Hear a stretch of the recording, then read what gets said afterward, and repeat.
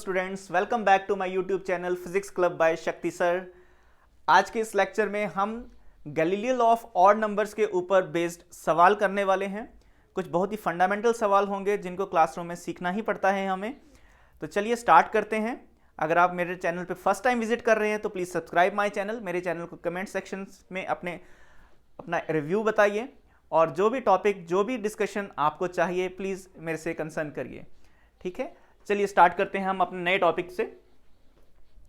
देखो यहाँ पर लास्ट लेक्चर में हमने पढ़ा था कि Galileo law of odd numbers, तो यहाँ पर हेडिंग है numerical based on law of odd numbers. Galileo का नाम हमने हटा दिया है थोड़ी देर के लिए।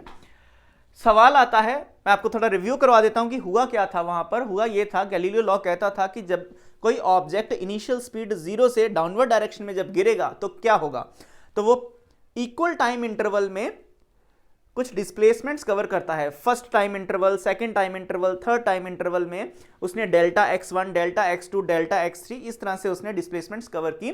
और उन डिस्प्लेसमेंट की जो कंसेक्यूटिव रेशो थी वो क्या थी, 1:3:5:7:9 इस तरह से आगे आगे चलती जाएगी वो रेशो।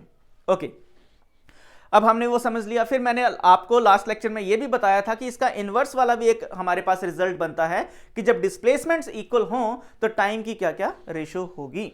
आई होप कि आपने मेरा लास्ट लेक्चर देखा होगा। अगर नहीं देखा है तो लिंक डिस्क्रिप्शन में है, आपको वहां विजिट करना है और उस लेक्चर को देखना है सो दैट कि आप यहां पे न्यूमेरिकल्स बना सके। चलिए पहला न्यूमेरिकल डिस्कस करते हैं। फर्स्ट न्यूमेरिकल क्या कहता है, a ball is released from the top of a tower of height h metre. ठीक है, it take t seconds to reach the ground. What is the position of the ball in t/3 second? एक ball को h height से release किया गया है। देखो release किया गया मतलब उसकी इनिशियल स्पीड क्या है, 0 है। t टाइम लगा उसको ग्राउंड तक पहुंचने में। यहां तक लेट्स से ये ग्राउंड है, यहां पहुंचने में उसको t टाइम लगा है, टोटल टाइम t। तो आपको बताना है कि जब टाइम इंटरवल सिर्फ t/3 रहा होगा, कि टोटल टाइम का तीसरा हिस्सा रहा होगा, तो बॉल की पोजीशन क्या है। तो ठीक है, हम भी क्या करते हैं, इस बॉल की जर्नी को 3 हिस्सों में डिवाइड कर देते हैं। ये बन गया पहला हिस्सा, ये बन गया दूसरा हिस्सा और ये तीसरा।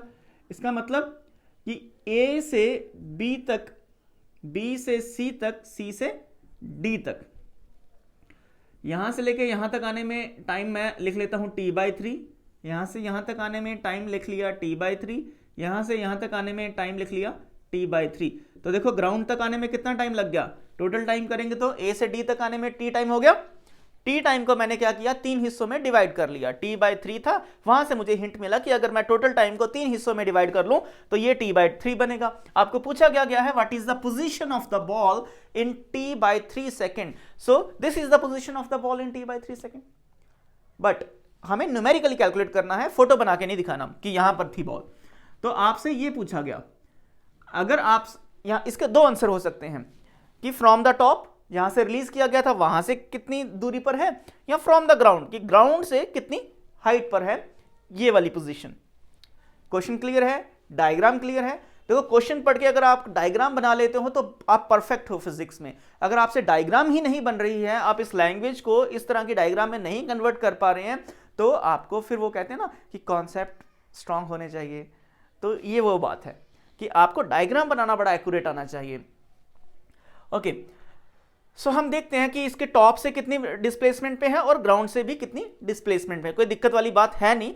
हमें सोचना है कि हमने 2 रिजल्ट देखे थे, उनमें से यहां पर कौन सा रिजल्ट फिट बैठता है, गैलीलियो लॉ वाला बैठता है कि इक्वल डिस्प्लेसमेंट वाला। आपने देखा कि यहां पर टाइम इंटरवल इक्वल है तो गैलीलियो लॉ वाला सेम बैठेगा। और दूसरी कंडीशन भी आपको देखनी है कि इनिशियल स्पीड क्या है, 0 है, टाइम इंटरवल इक्वल है, इनिशियल स्पीड क्या है, 0 है, तो गैलीलियो लॉ ये बिल्कुल फिट बैठता है। तो गैलीलियो लॉ के अकॉर्डिंग क्या हुआ, देखो क्या हुआ, गैलीलियो लॉ ने कहा कि यहां पर जो चलेगा वो डेल्टा x1 हो जाएगा, यहां से जो चलेगा डेल्टा x2 हो जाएगा और ये हो जाएगा डेल्टा x3। यही तो कहा था गैलीलियो लॉ ने। तो इनकी रेशोज क्या बनाई थी, हम इसको सॉल्यूशन में लिखते हैं कि delta x1 ratio, delta x2 ratio, delta x3, आप सबको अब याद हो गया आई थिंक, ये थी 1:3:5। ओके, ये हमें पता था। हमें डेल्टा x1 की वैल्यू चाहिए, अगर हमें वो पता लग जाएगी तो हमारा आंसर बहुत ही नजदीक आ जाएगा।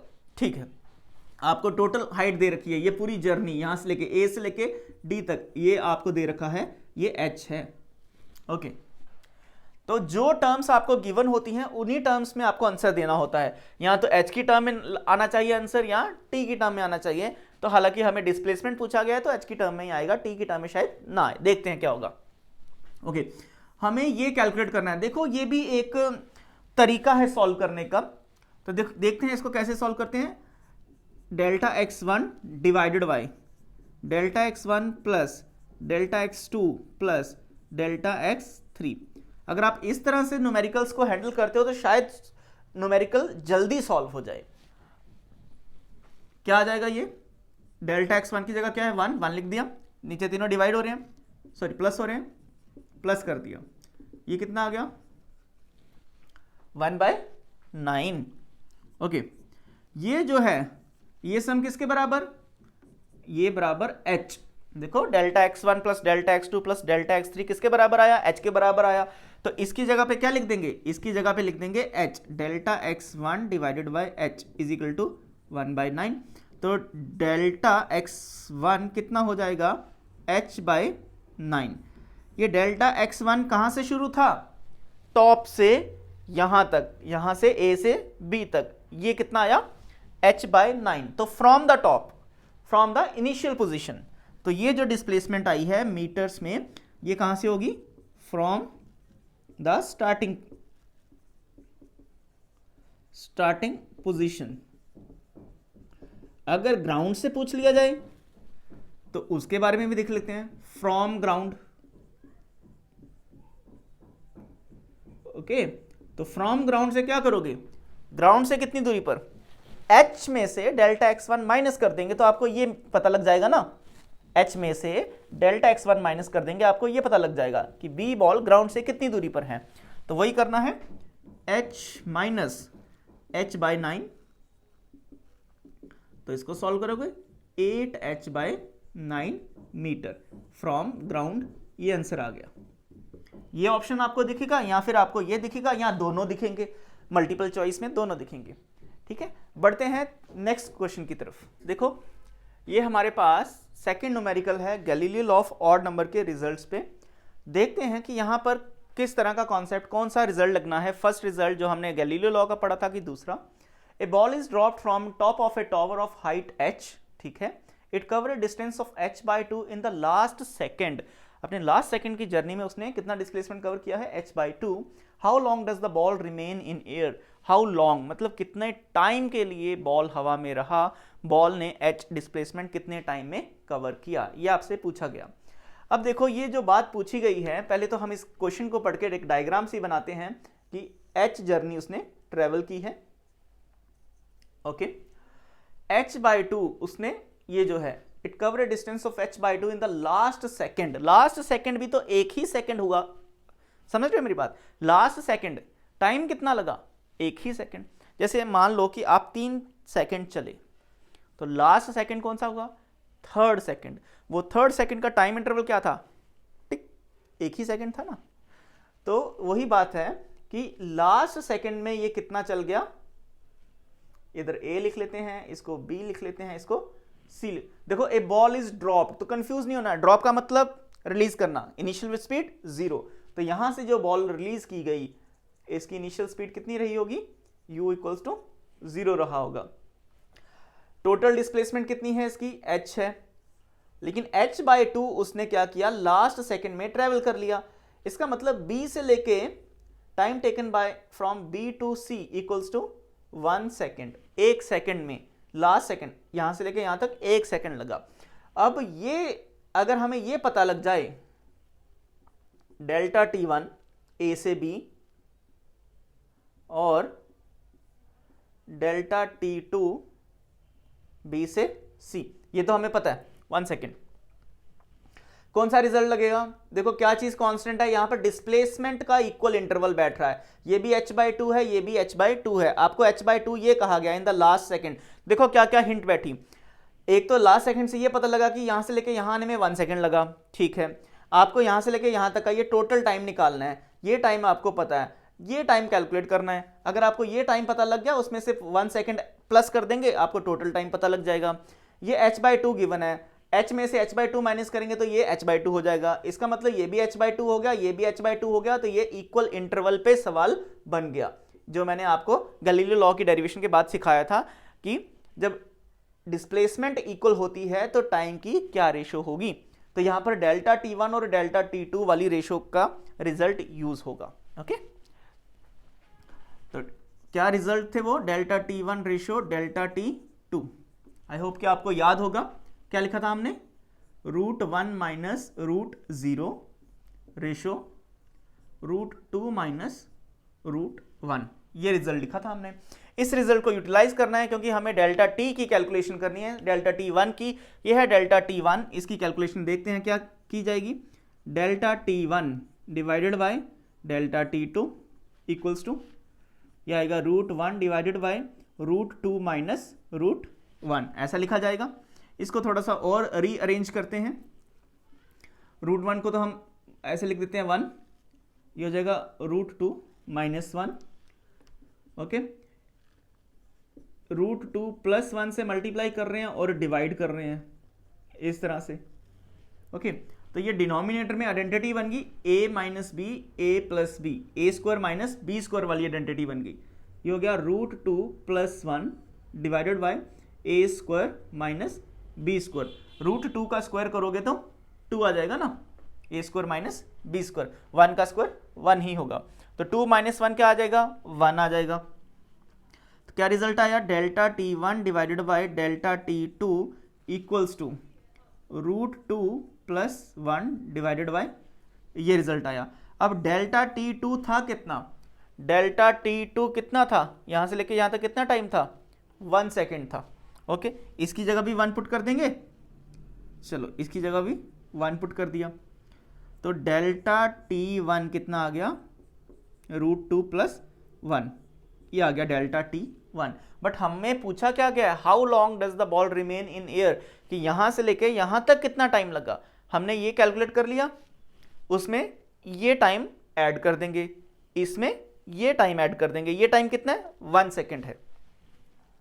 टोटल टाइम टेकन या total time of flight, time of flight, total time of flight कितना हो जाएगा, कैपिटल T लिख लेते हैं, delta T1 plus delta T2। Delta T1 का वैल्यू आया है √2 प्लस 1 और डेल्टा T2 का वैल्यू कितना है, 1। सो सॉल्व करके कितना बन जाएगा ये, √2 plus 2 seconds. This is the required answer of this numerical. I hope कि आपको ये सवाल समझ आया होगा, काफ़ी इंटरेस्टिंग है और बहुत इंपॉर्टेंट सवाल है, इसलिए मैंने अपने लेक्चर्स में इसको ऐड किया है। नेक्स्ट क्वेश्चन देखते हैं। ओके बच्चों, ये देखो, ये बहुत ही इंपॉर्टेंट, बहुत ही कॉमन सवाल होता है, हर एग्ज़ाम में आया हुआ सवाल है, जेई में आ चुका है, IITs में आ चुका है, नीट में आ चुका है, किसी भी किताब में प्रेजेंट है और मेरे लेक्चर में भी है। सो आपको भी आना चाहिए, इसलिए मैंने इसको यहाँ पर रखा है। Some water drops fall at regular interval from the tap 20 metre above the ground। एक टैप है, वहां से वाटर ड्रॉप्स नीचे गिर रहे हैं एट रेगुलर इंटरवल। टैप की हाइट कितनी है ग्राउंड से, 20 metre. The first drop strikes the ground when the fourth drop leaving the tap. देखते हैं, find the height of the second drop from the ground. इसको आप अटेम्प्ट कर सकते हो। अब आपने कॉन्सेप्ट सीखा है, 2 न्यूमेरिकल अटेम्प्ट किए हैं, ये 3rd न्यूमेरिकल है। तो देखो, हम टैप बनाएंगे और फिर सीखते हैं कि क्या कह रहा है numerical. The first drop strikes the ground, तो ये मान लेते हैं ये हमारे पास ग्राउंड है। फर्स्ट ड्रॉप जो है वो स्ट्राइक कर रहा है ग्राउंड से, तो फोर्थ वाला ड्रॉप यहां है, इसका मतलब सेकंड वाला यहां कहीं होगा और थर्ड वाला भी यहां कहीं होगा।